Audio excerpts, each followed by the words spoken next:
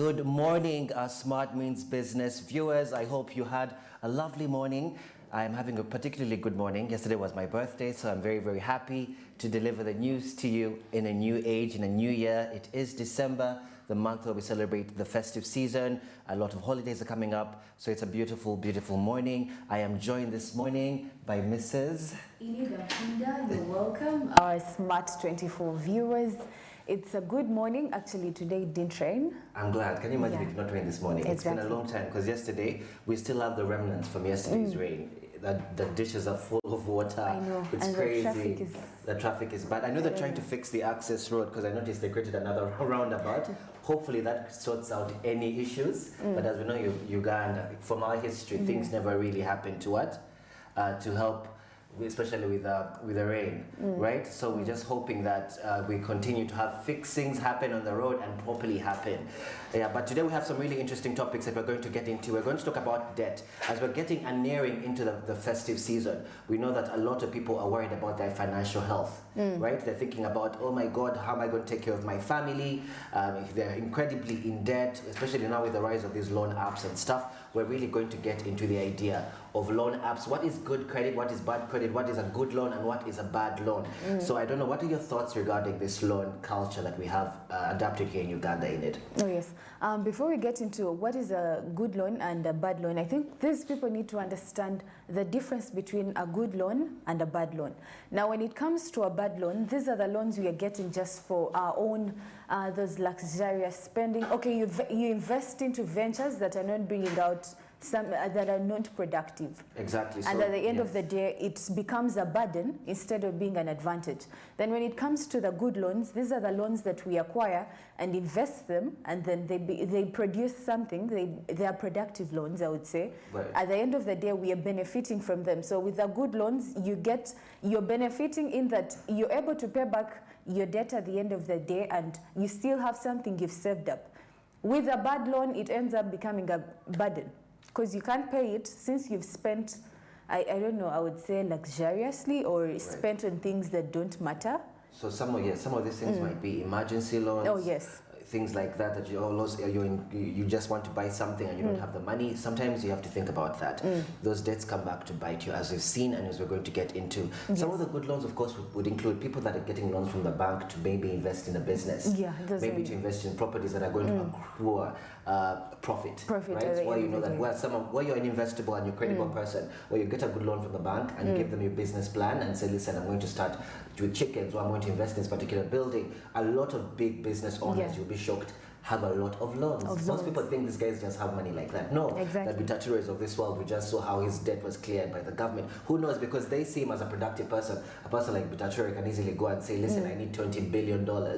Yeah, because I'm investing in this, and they look at him and say, you know what, you're a credible person. I know that whatever you're investing in is definitely going to come back, or at least I know we're going to get back some of our money. There's some people who you know that when you invest in them, they've shown history of when whatever they invest in brings back money. So in some, that actually helps people to increase their net worth when they get loans from these banks and things like that, to invest in businesses, to invest in buildings. So that's a major key difference between a loan and a good loan, and a bad loan. So let me ask you, there's been such a rise in the loan apps where people, you find that incredibly in debt. Someone takes a loan from this app and they share, he hasn't paid in a week, and the interest rates are ridiculous. Where you're getting what, 70,000 and you have to pay back 120,000. The interest rate is horrible, but you're finding that people have become so desperate. I'm talking about people that are educated, people that are desperate. All kinds of people have fallen victim to these loan apps, right? All these loan creditors, or whatever you want to call them. Could be in a loan agency, whatever it is.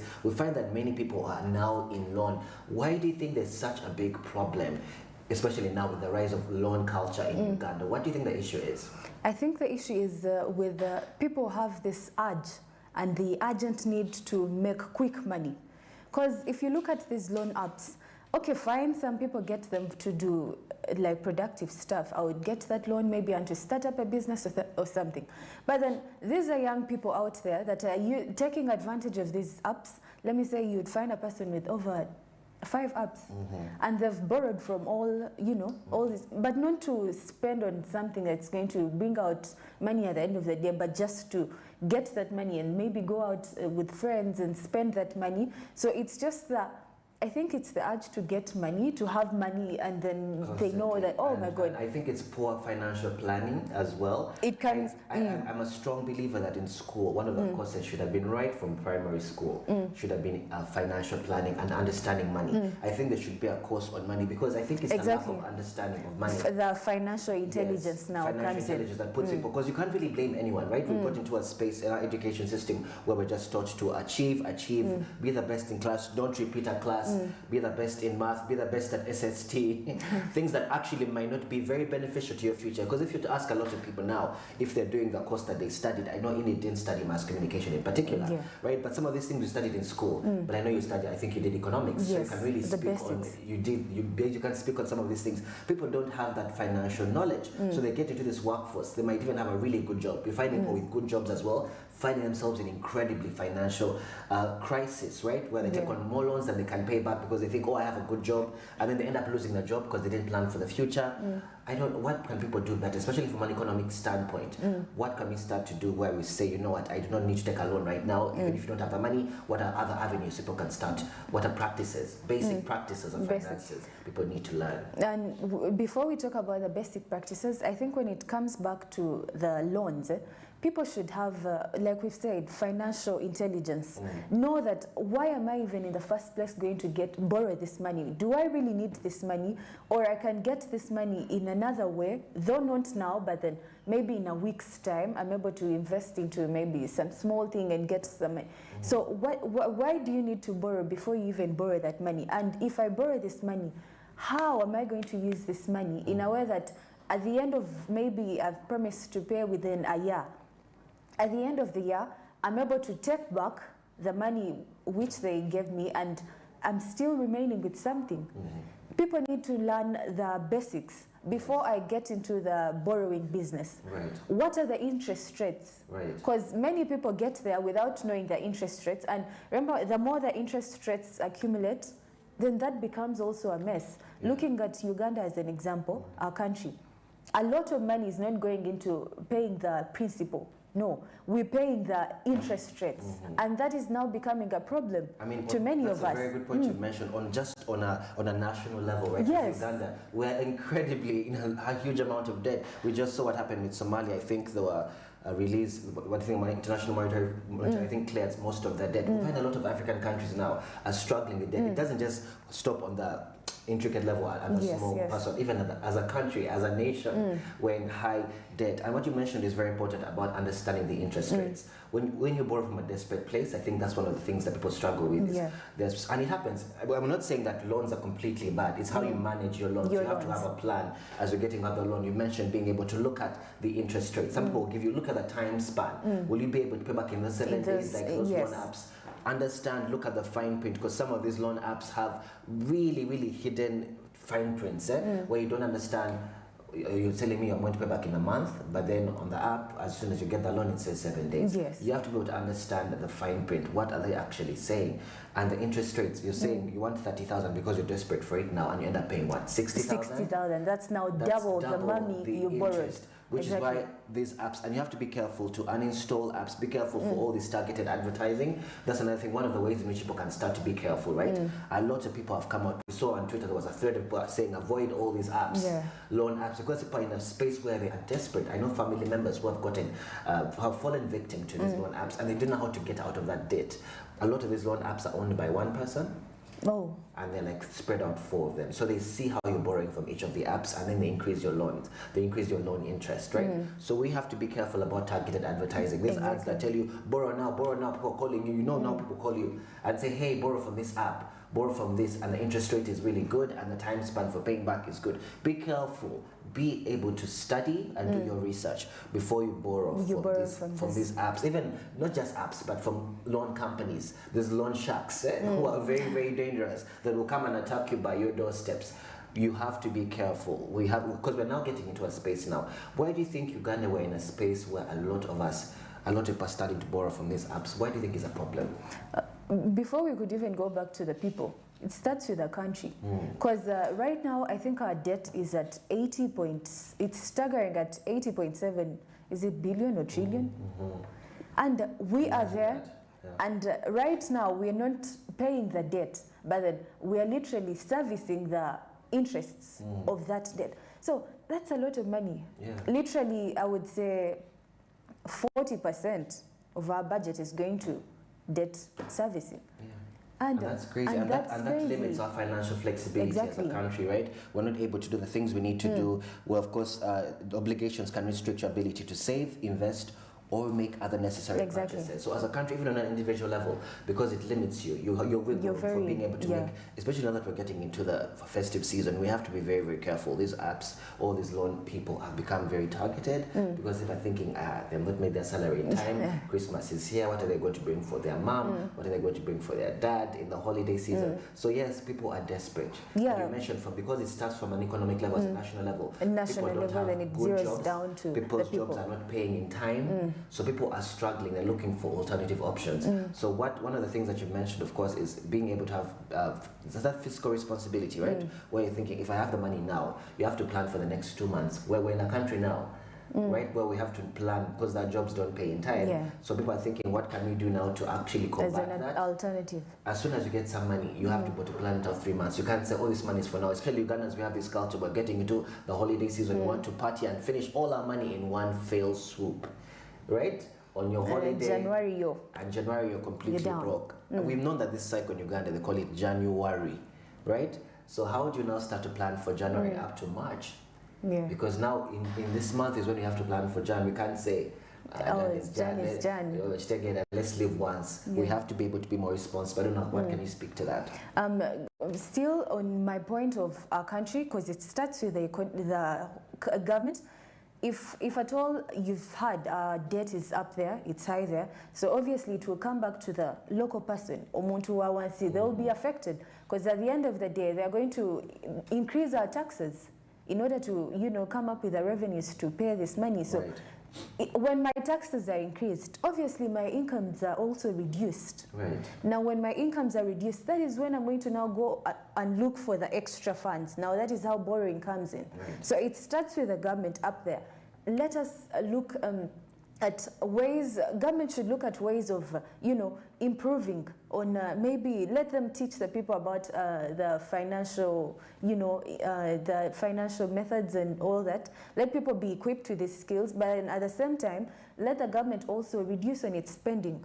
Because there are ventures they do spend into, and they're not that productive. They're not financially responsible, because I blame it on the education system, right? We need to start to incorporate financial planning right from P1.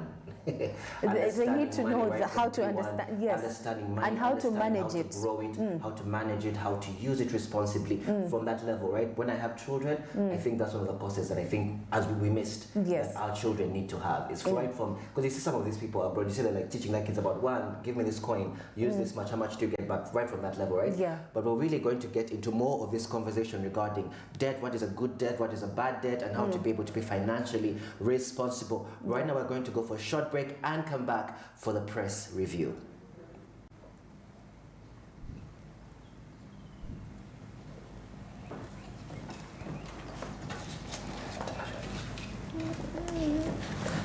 Welcome back for the press review. We have a lot of information that we're seeing that's happening in the Daily Monitor. In it, we'll be taking us through the New Vision, and I'll be taking you through the Daily Monitor. As we're seeing here on the headlines, we see deals at UDB Total UN Miss, NADS, National Oil Company, UCC, UCDA. So for all those looking for those extra bids and tenders, check the Daily Monitor. That is all in there. So we're seeing here winners in the new Shears 3.5 trillion budget. We see here that artists and the privately owned Day Biotherm Factory and Commonwealth Resort Munyonyo are among the beneficiaries of the supplementary budget, out of which State House and Office of the President have been allocated the largest chunks. You're going to get into that as we see the different departments here. We see the Office of the President, shillings 26 billion has been allocated. Lower Hospital, we see shillings 2.7 billion has been allocated. Then Student Loan Scheme, which is 14 billion shillings. And then, of course, Gaddafi Mosque, I don't know how, like in this, but they're getting she's 22 billion.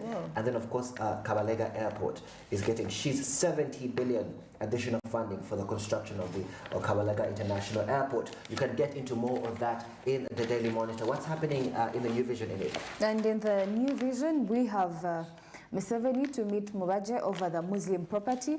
Then government gets stuff on NGOs over donor aid. Then CID launches probe into how statements vanished. Then gorilla permits fraud files stolen from police. How? Oh, that's interesting. And still in the national news, we see here that government to auction cows of defiant Balalo. So for all those Balalo that are defiant, they're going to auction off their cows. We see here that Gulu, the government has issued a 3-day ultimatum for Balalo herdsmen to remove cattle from Gulu and Amuru districts because they will be auctioned. On Sunday, the Minister for State of Northern Uganda, Grace Freedom Kuyuntwi, I hope I pronounced it well, in media addresses disclosed the security rounded up a total of 830 head of cattle belonging to the non-compliant Balalo herdsmen in the 2 districts. Then here we also have Chilembe copper revamp to boost economy. They say closure of the mines shattered many dreams, especially for people who used to benefit from the copper mining. So they're going to, I think it will also start off. Then we have efforts to connect West Nile to the national grid enter final phase. Then interesting, how oil investments are boosting Bunyoro's hospitality industry. Then let me see what we have here. And then also we see in the national news, of course, still in the conversation about the budget, right? But as we go into that, we are getting into our traffic update with Andrew Barija. Good morning, Andrew Barija. Kindly tell us what's happening on the streets this morning.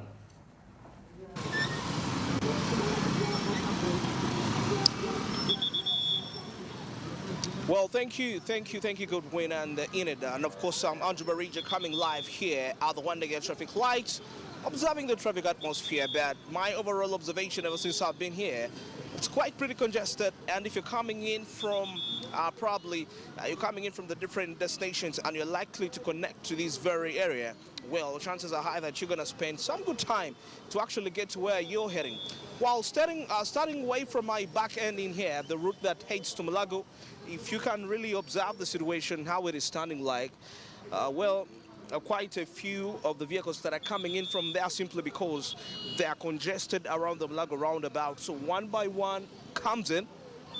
And now again another disaster comes in. When you reach here, you're again going to be held for about extra 7 minutes. So roughly, if you're coming in from the Mulago side, it's all Kamocha, let me say, and you're going to pass via the Mulago roundabout, chances are high that it's going to take you about 15 minutes for you to be in position to reach the city center. Because even ahead, as we shall see later, along Kampala Road, there is quite a huge congestion right there. Well, now let's switch our eyes and take a look at Bombo Road.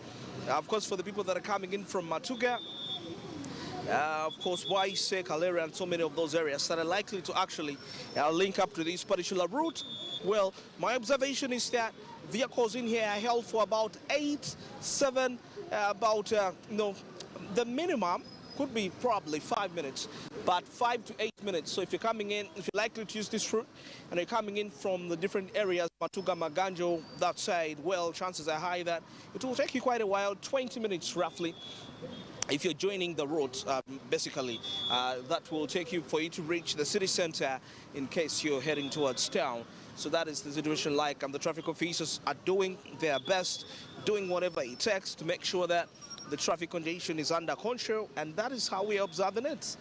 Yeah, quite a number of public vehicles coming in here, a few private vehicles, and not so many passers-by as compared to other respected junctions. So you can see the vehicles are set free, and now they're heading towards the city center, towards Kampala Road. Well, away from Bombo Road, now we can take a look at the Makere route, a route which quite has, it's largely inflated with stopovers of the traffic lights. As you can really see, the Makere main gate, the Sir Apollo Junction route, well, and many more. And of course, finally, as you're coming towards these final traffic lights. But you can also observe the situation like there. If you're coming in from Kasubi, even actually people that come in from Waise can link up to that very route. It's very possible. Yes, so that will take you quite a while. That is areas like Nakulabye, even Namungona areas, you normally link up from that route. So it will take you quite some, like 20 minutes if you're coming in from those areas for you to reach the city center because of the massive traffic lights. Unless otherwise, You could probably, for the people that are coming in through, that is a Nakulabi or Kasubi, you could try out the alternative of the Bakuli route. Probably it could be another possible alternative, and you link towards the city center, and like coming in this side, and you still make a turn to head that side. So that is the situation in like there. And if you're coming in from still those areas, Kasubi, Nakulabi, the areas I've mentioned, and probably you're coming towards, you're heading towards Kamocha, well, that's going to take you some good time. You'll have to be patient for about 10 to 15 minutes or 20 for you to reach there. So you could find another faster means of transport to head in there. All right, traffic officers doing whatever it takes to control the display, and I've actually been observing a vehicle in here that has been told to calm down by the traffic officer. Of course, they're trying to overtake. So you can see those are the vehicles that are coming in. That is from the Makere Road. Well, now finally, let's observe the Kampala Road now, away from the Makere route. We take a look at the congestion along Kampala Road coming in from Wandegea side heading to the city center. Of course, seeing quite massive routes that link to that route, because 95% of the vehicles that are coming in, actually all the vehicles that are coming in from Makere Road, Bombo Road, and the Mulago Road are connecting towards Mulago. Are connecting towards the city center, apart from those that are actually heading towards Makere Road and continuing to other different destinations. But you can clearly see the huge congestion along Kampala Road for the people. Now, this is applicable to the people that are leaving the city center and you're coming to Wandegea, and those that are leaving Wandegea and you're heading to the city center. So you will spend about 10 minutes in the taxi or it could be a private vehicle, 10 minutes roughly for you to reach the city center and head to the areas that proceed along that way. Yeah, all these routes are feeding the Kampala Road. So that really clearly explains to you why the situation is standing the way it is standing at this particular hour. Well, that is it for the traffic updates at this particular hour. And I've been Andrew Barige. And of course, at this very time, I'm gonna take you back to studio, and I can actually feel it's a little bit drizzling, kind of sort, slightly. So we expect the rains in the later hours of the day, probably, and that could actually make the congestion much more worse. So the earlier you leave and go to town, probably, or any other destination, doesn't have to be town, the better. Back to studio. Welcome back from the traffic update. As you can see, the roads are getting slightly busy this morning. There wasn't too much traffic when we started in the morning, so it was one of those days. The rain wasn't too much, so the day should be relatively okay. I think the roads are moving smoother than expected, right? So right now we're going into a very short break, and we shall be back for Karibu East Africa.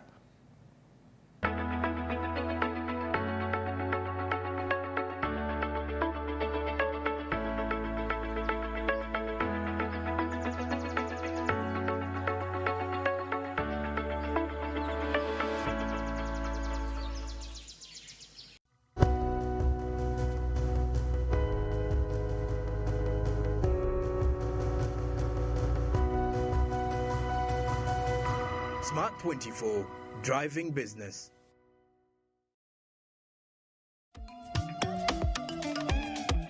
Jovia. Ng'oyolekera ku lugendo luno olw'obulamu. Nkuwa ekirabo eky'amaanyi agatazizibwa.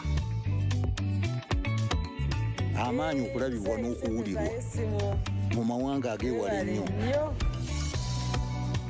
Okutuuka buli wamu nga